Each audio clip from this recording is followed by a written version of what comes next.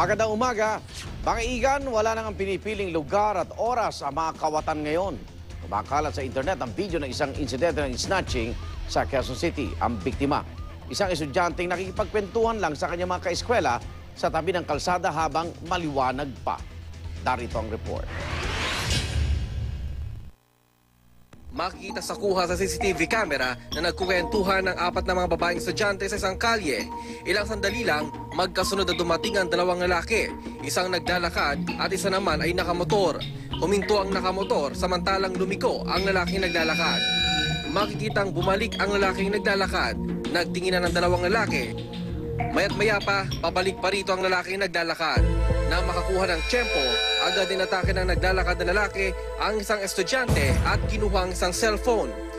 Walang nagawa ang mga estudyante. Hanggang ngayon ay sinusubukan pa rin ang unang balita na marinig ang salaysay ng mga estudyante at mga magulang nila.